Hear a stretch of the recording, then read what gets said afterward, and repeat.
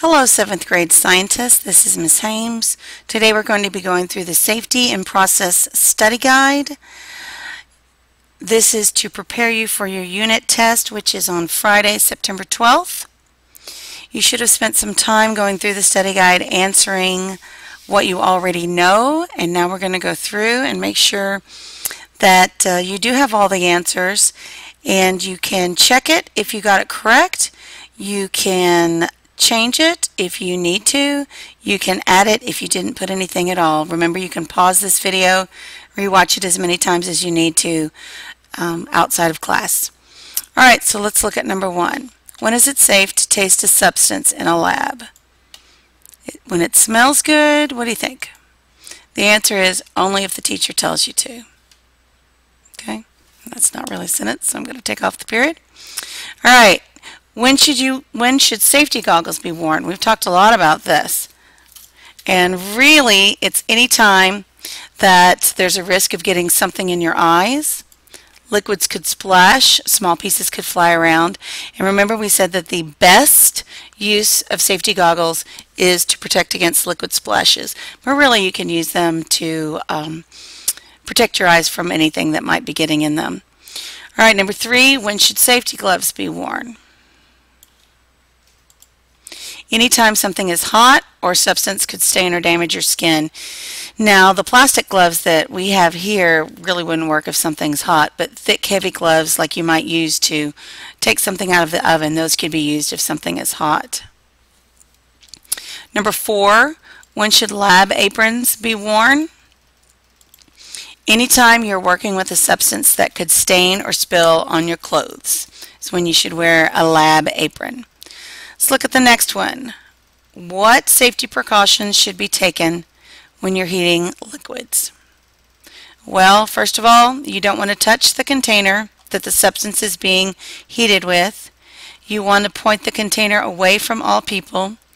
You want to use the heat source carefully, and you want to be sure all paper and clothing are away from the heat source. Going to move this up a little bit. Alright, what is a telescope used for? To view things that are too far away to see clearly with the naked eye. What the naked eye means is with your eyes alone, without any help. So you use a telescope to see things that are too far away to see just with your eyes. How about a microscope? Those are used to view things that are too small to see with the naked eye or with your eyes alone. The naked eye is just an expression that means nothing helping it. No tools, no magnifying glass, things like that. Alright, number 8, what is a spring scale for? It measures force. I'm going to change that because we usually just say it measures force in newtons. That's how we show that. It measures force in newtons. They can also be used to measure weight too, but what we use them for, weight in grams, and what we use them for is to measure force in newtons. Alright, a graduated cylinder, we've talked about this a whole bunch, is used to find the volume of a liquid or an irregular solid. I'm just going to take that off because we've just been dealing in milliliters. To find the volume of a liquid or an irregular solid. And we would find it in milliliters. That would be our unit of measure. Alright, number 10, we have also talked about this an awful lot. What is a triple beam balance used for, and what are the units of measure?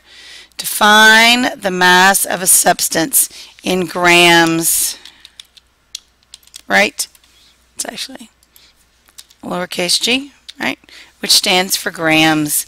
Triple beam finds the mass of a substance. All right, move this up a little bit. Number 11. Maybe move it down a little. Okay. Number 11, what is a thermometer used for? We had this in our rotations last week. And what are the units of measure?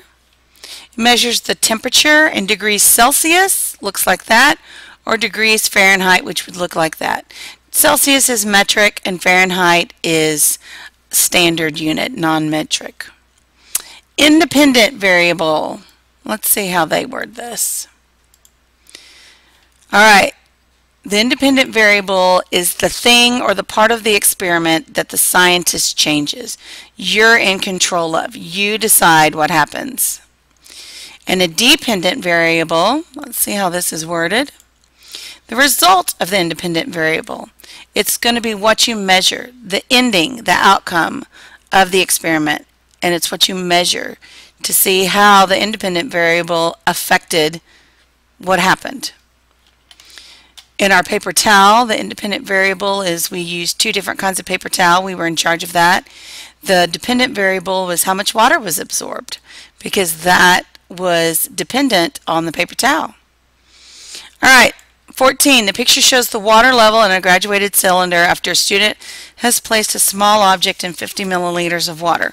What's the volume added to the graduated cylinder? All right, so they told us right here that we started with 50 milliliters. Okay, then they dropped in this object and look, it went from 50 up to what? Let me see. These are in increments of 1 because there's 10 of them between 50 and 60, or up to from 50 to 60. So let's see. This is 55, 56, 57, 58, right? So there's the bell. So the object has a volume of 8 milliliters, right? So let's see if that's what they wrote. Yep, 58, this is 58 minus 50, which is where it started, 8 cubic centimeters. And they did cubic centimeters because it's a solid. However, I'm not sure that I'm going to take this off. For right now, let's just leave it at that. Okay. All right. All right. Oh, we should sure know how to do this, right? Definitely. 15. What is the mass? Look at the hundreds. It's always going to be right on the dot, not in between. 100. Here. 20. Here. This one happens to be right on the dot. But remember, if it isn't, then you're going to go, which is really kind of weird the way they have this, but you're going to go 9.1, 0.2, 0.3, and on. So this is at 100 plus 20 plus 9, 129 grams, right? All right. 16. If 100 people were surveyed, how many more people prefer apple pie than cherry? Sorry. That bugs me. All right, so we've got this pie chart about pie preferences, and they surveyed 100 people. And pie charts are used to do parts of a whole. And if you have a whole, that's 100%. So this one's going to be really easy because we have 100 people, and it's 100%. So each percent represents one person. So let's see. How many more people prefer apple pie than cherry? So we got to know how many people prefer apple pie first, right? How many, and then how many people prefer cherry? So apple pie's right here. 36% with 100 people, it's going to be how many people? 36. All right. Then let's look at cherry. 23% with 100 people, it's 23 people. So how many more people prefer apple than cherry? We've got those two numbers. We do some math. 36 minus 23, 13 more people prefer apple pie to cherry pie. All right, 17.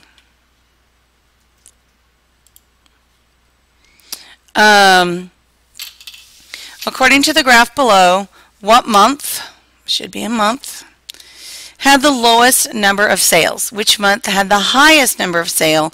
And what is the range in number of sales from January to June? So let's look here.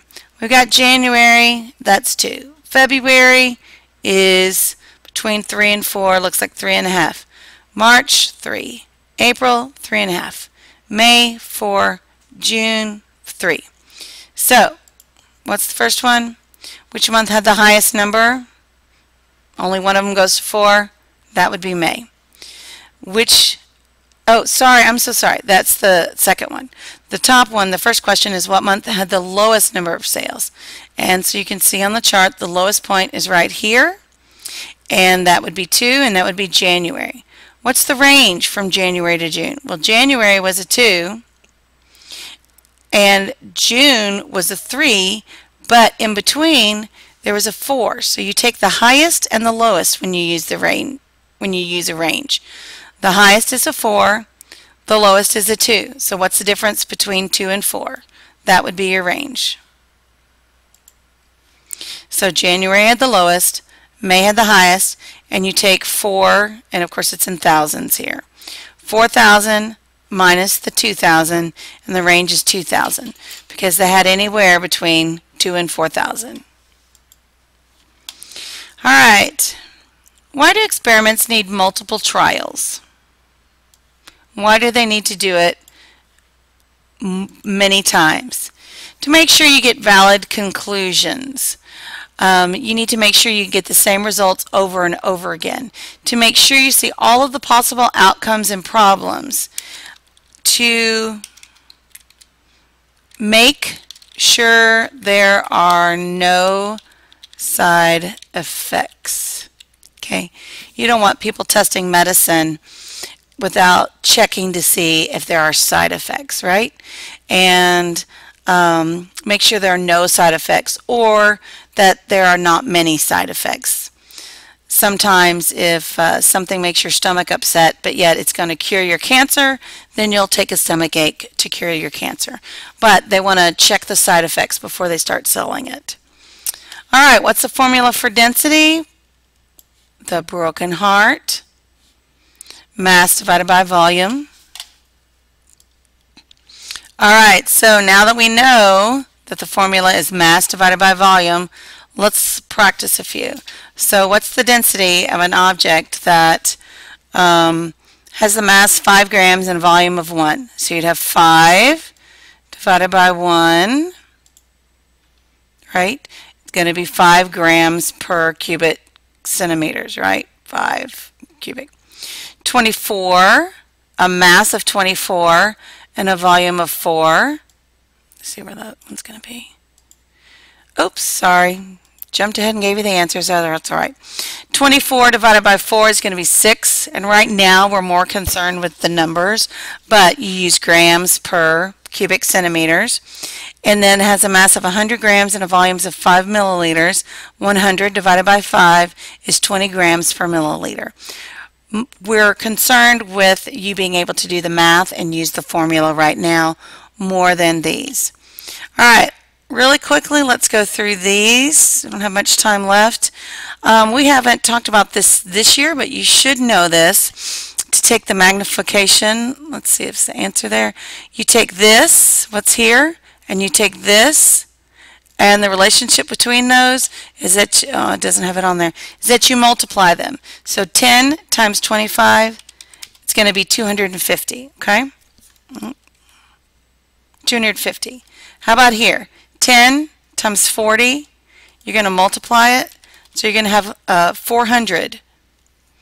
How about here? 10 times 10, it's going to be 100. And actually 100 times, that's going to be the magnification. Oops, let me get this back. So there you go. All right. All right. Okay, we are almost done. We don't have much time left, so I'm just going to show you the answers for these at the bottom. Here's a few different types of charts and graphs. This is a bar graph. This is a line graph. This is a data table. And this is a tally chart. These little marks right here, those are called tallies. And you do 1, 2, 3, 4, and do a slash across for 5. So I can look easily and say that's 5, 10. Okay. This is used to compare data. We can see January compared to October. This is used to show change over time. Okay, we go in time and it shows if it goes up or down. And this is to display information, and this is used as we count.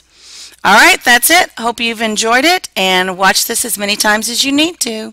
And good luck on your test on Friday. You'll do great. Thanks.